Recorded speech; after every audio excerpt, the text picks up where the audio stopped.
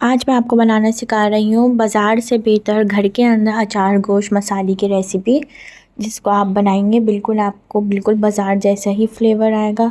इसमें लेंगे मेथी दाना, सौंफ, साबुत धनिया, कलौंजी, राई दाना, टाटरी। इन चीज़ों को किसी भी चीज़ों को भूना नहीं है, ये बग़ैर भुने ही हैं। इसके अंदर मैं डालूँगी सौंफ, साबुत धनिया, राई, कलौंजी। ये सब चीज़ें हम इसके अंदर डाल देंगे एक ग्राइंडर के अंदर, और इनको बहुत ज़्यादा बारीक नहीं पीसेंगे, थोड़ा मोटा ही पीसेंगे जैसे हम बाज़ार से लेते हैं पैकेट में अचार गोश्त मसाले से।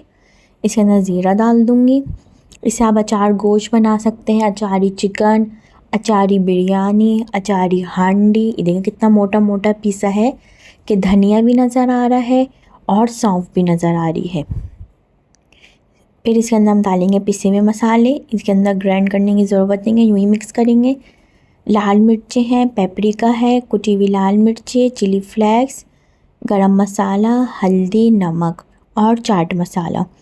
इन सब चीज़ों को अच्छी तरीके से मिक्स करेंगे। इसको आप 1 महीने तक फ्रिज में रख सकते हैं, ये ख़राब नहीं होता। आप इसको एयर टाइट जार के अंदर रखें, बिल्कुल साफ़ क्लीन होना चाहिए जार। उसके अंदर आप भरें, उस पर आप लिख के लगा दें कि अचार गोश्त मसाला है। जब भी आपको बनाना हो आपके पास रेडी है और आपने इससे अचार गोश्त बना लिया।